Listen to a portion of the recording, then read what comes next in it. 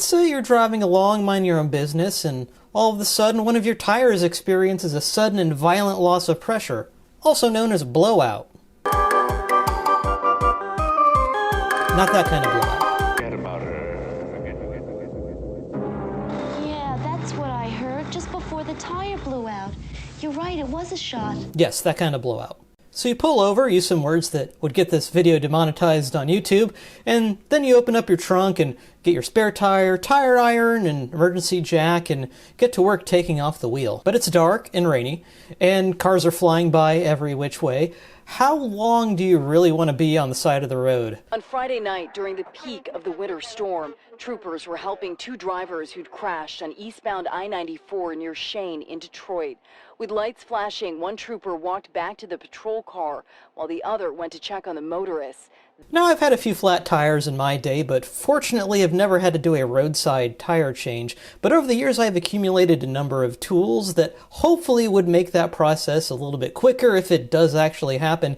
And one of those tools that I keep in my kit is this rigid 18-volt impact wrench. Now, this was actually my first lithium-powered impact wrench. I've used it over the years in the garage to some useful effect. I usually pack it in the trunk on longer trips along with this rigid 18-volt tire inflator that uses the same battery form factor. Now, when I bought this tool about 6 years ago now, it was the cheapest 18-volt impact wrench on the market outside of a Harbor Freight, and it was and still remains a pretty good value. But there's one small hang-up I have with this. This is pretty bulky for an emergency kit. I mean, you expect that with an 18-volt impact wrench, but when it comes to keeping your roadside emergency kit small and effective, this really does take up a lot of real estate. So I've been keeping my eye on a slimmer alternative for a while now, and fortunately there's been quite a bit of change in the market and quite a bit of progress in getting the size and the cost of those impact wrenches down. What I really wanted was something in a compact 12-volt form factor, and lo, Milwaukee answered my call. So tell him what he's won, Announcer Matt. It's a Milwaukee 255420. This 3/8-inch 12-volt stubby impact wrench is claimed to be the most compact cordless impact on the market, delivering up to 53 dak-daks per second and 250 foot-pounds of ugga-dugga. This stylish unit operates on the Lilliputian M12 battery system while weighing just 2 pounds without the battery. So I'm going to be honest with you, this tool has been around for a while now. As near as I can tell, it launched in late 2018 in the near $300 range, and thankfully since then the price has come down to about $160 for the bare tool. Now, there's been a whole bunch of exhaustive tests on this particular tool on other YouTube channels, so I'm not going to get into the weeds with a review on this. But something I haven't seen elsewhere is an answer to one very basic question that I have.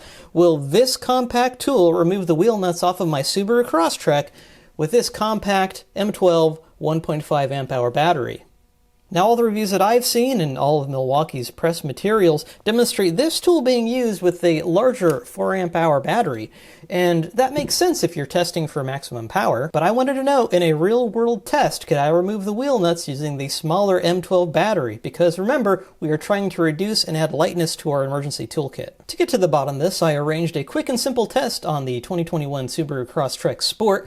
The wheel nuts on this car are all torqued to the factory specification of 90 foot-pounds, and can be removed using a 19mm deep impact socket. For my first attempt with the smaller battery, I set the wrench to the auto shutoff mode, which the manual assured me would, quote, operate at full RPM to remove fasteners at full torque. Sounds like exactly what I needed, right? But alas, the small but mighty wrench could not get the wheel nuts to budge. Game over. Or so I thought. Just to make sure the stubby impact worked as expected, I plugged in a fresh 4.0 amp hour battery, used the same mode, and the wrench made quick work of all the wheel nuts. No problems here. Then I got to thinking, let's give it another try, but with a different mode on the wrench. And so I put in the 1.5 amp hour battery pack and set the wrench to mode 3. And wouldn't you know it, with a little bit of patience, the tool got all of the wheel nuts off. Why did mode 3 deliver more torque than the factory recommended auto shutoff setting? No idea, no clue. But that does show that it is possible to remove wheel nuts with the smaller battery. Now, would I recommend only carrying this small battery?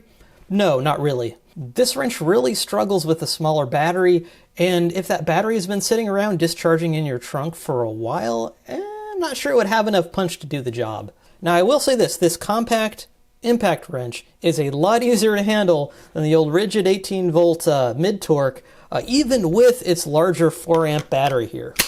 And if I'm being honest, this tool actually renders this one obsolete for pretty much anything except the most demanding jobs, and I'm pretty sure that's the case for most mid-torque impact wrenches on the market. Now I know what you're thinking. Yes, $160 is quite a bit of change for something that might spend most of its time just chilling in your emergency roadside kit, and that's true if you don't use that tool doing stuff on your car otherwise.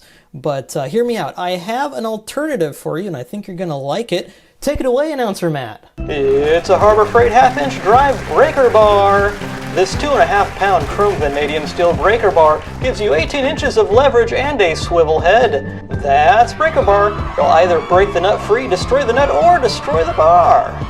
You can get an 18-inch model like this from Harbor Freight for about $16, and I guarantee it works a lot better than the tire iron that came in the trunk of your car. So pick up one of these and then pick out a set of half-inch impact sockets, throw them all in the trunk of your car, and then you're good to go. Whichever tool you decide to use, remember to read and follow the owner's manual for that tool. Also follow manufacturer guidance for doing roadside tire changes, and remember to be visible and safe on the side of the road. Anyway, that's all for now. I want to thank you for watching, and we'll see you down the road.